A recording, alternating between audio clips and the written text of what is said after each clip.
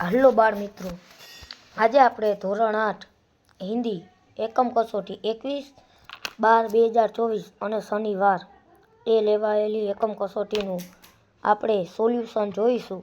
તો મારી ચેનલને લાઈક, શેર અને સબસ્ક્રાઈબ કરી દેજો, જેથી તમે મારા બીજા વિડીયો પણ જોઈ શકો.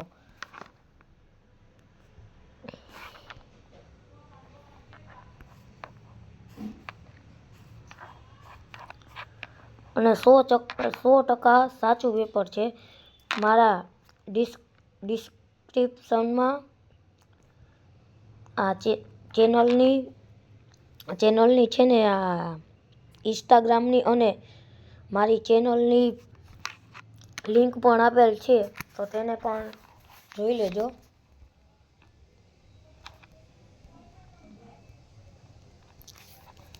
હવે આપણે પહેલો પ્રશ્ન છે કે जिसका जन्म अभी अभी हुआ हो उसे क्या कहते हैं?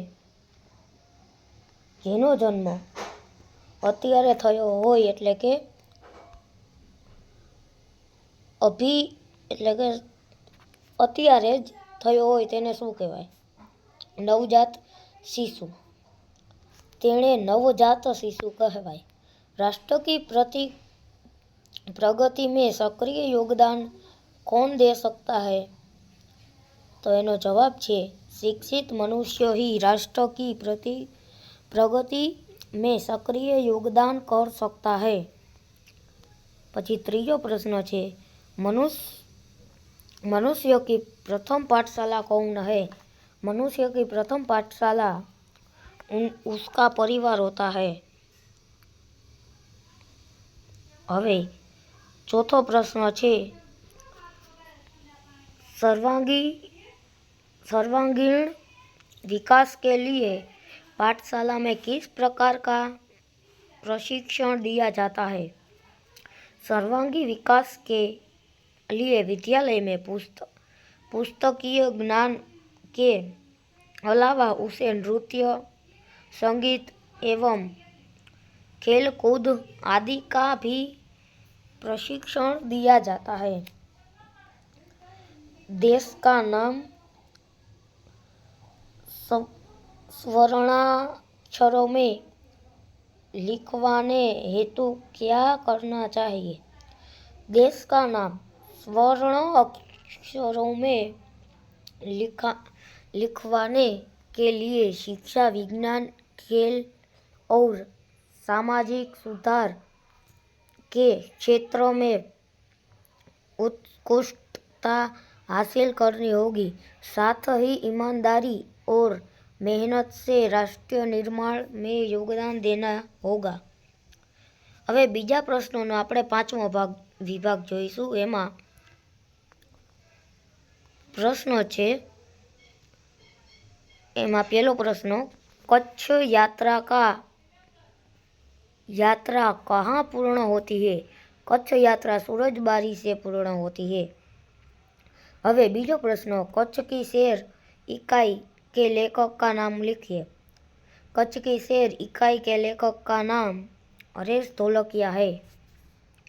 પછી निमंत्रण किसको लिखा है? निमंत्रण स्नेहल ने साहिल को लिखा है. पत्र के अंत में क्या लिखा जाता है? पत्र के अंत में संबंध और नाम लिखा जाता है. आचार्य को संबोधन में क्या लिखा गया है? आचार्य के संबोधन में श्री आचार्य महोदय लिखा गया है. હવે આપણે ત્રીજો પ્રશ્ન છે, એમાં બીજો ભાગ છે. એમાં छुट्टी पाने के लिए अपने अध्यापक को पत्र लिखिए. तो एમાં देसाई फलिया भावनगर रहते हैं. 23 फरवरी 2011 सेवा में श्री आचार्य महोदय DA सार्वजनिक विद्यालय भावनगर.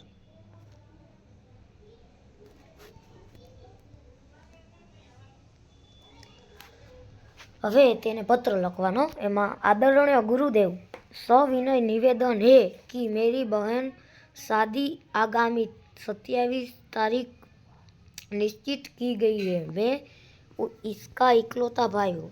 हम लोगों के यहाँ शादी की कितनी धूम रहती है, इससे तो आप अनजान नहीं है। फलत में तारीख 24 से 28 5 दिन तक विद्यालय में उपस्थित नहीं हो सकूंगा। पिताजी का पत्र इस प्रार्थना पत्र के साथ भेज रहा हूँ। आशा है आप मुझे अवकाश प्रदान करने की कृपा करेंगे। इसके लिए मैं सदैव आपका कृतज्ञ रहूँगा। आपका आज्ञाकारी छात्र मनोज पटेल, क्रमांक 25, વર્ગ 8 અ, क्रमांक 25 અને વર્ગ 8 અ। હવે આપણે પ્રશ્નો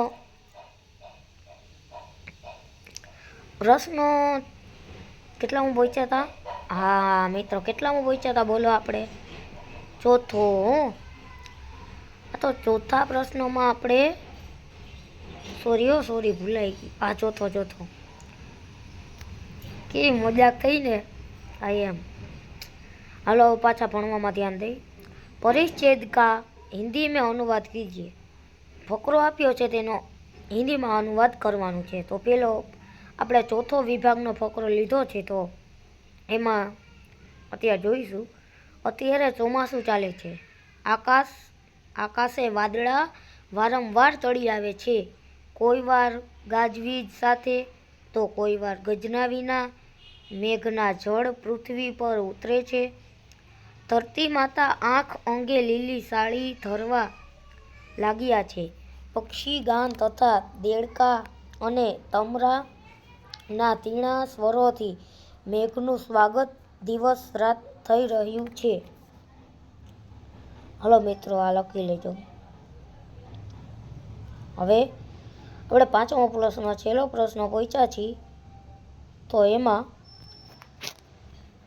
દયાવાન એટલે કે આપણે આ પાંચમા પ્રશ્નોનો ત્રીજો વિભાગ લીધો છે, અને એ આખા પ્રશ્નોમાં આપણે ક્રમમાં ગોઠવતા તો આવડે જ ને। આ એમ ક્રમમાં ગોઠવવાનું છે, એમાં વિભાગ ત્રીજો લીધો છે એ માટે। પેલો છે પ્રશ્ન દયાવાન, પછી મૂલ્યવાન, ત્રીજો શબ્દ છે મમતા, ચોથો છે મંત્ર। તો એને આપણે ક્રમમાં ગોઠવી તો દયાવાન પહેલે આવશે, પછી બીજા નંબરે મમતા, ત્રીજા નંબરે મૂલ્યવાન અને ચોથા નંબરે મંત્ર। પછી બીજો છે એમાં પહેલા નંબરે છે સિતારા, પછી હાથી, ચિરાગ અને પાઠશાલા। એનો જવાબ આવશે ચિરાગ, પાઠશાલા, સિતારા અને હાથી। ઇકલૌતા, ધૂમ, અવકાશ, શૌર્ય। એનો જવાબ આવશે અવકાશ પહેલે આવશે, પછી ઇકલૌતા, પછી ધૂમ અને શૌર્ય। મીઠા, મહારાજ, મંગલ અને મેજર। મહારાજ પહેલે આવશે, પછી મીઠા, પછી મેજર અને પછી મંગલ। દિશા, દૂર, દંગલ, દયા। એમાં પહેલે દયા આવશે, પછી દિશા આવશે, પછી દૂર આવશે ને પછી દંગલ આવશે। તો આ રીતે આપણું પૂરું થઈ ગયું। અને મારી ચેનલને લાઇક, શેર અને સબસ્ક્રાઈબ કરવાનું ભૂલતા નહીં। આ જુઓ મિત્રો, આ તમને દેખાડવાનું બાકી રહી ગયું હતું। આ મારું યુટ્યુબનું સ્કેન છે। સ્કેન કરીને પણ મારી ચેનલ આવી જશે। અને હવે મારી ચેનલને લાઇક, શેર અને સબસ્ક્રાઈબ કરજો એવી તમારી વિનંતી। અને તમારી દયાથી મારે લાઇક, શેર અને સબસ્ક્રાઈબ મળતા જ રહે છે, અને હજી પણ કરજો। મારે 1K કરવાના છે। અત્યારે હાલમાં 275 સબસ્ક્રાઈબર છે તમારી અને મારા ભગવાનની દયાથી। તો હવે તમારેથી જેટલી દયા થાય તેટલી કરજો। ભગવાન તમારું ભલું કરશે। જય શ્રી કૃષ્ણ।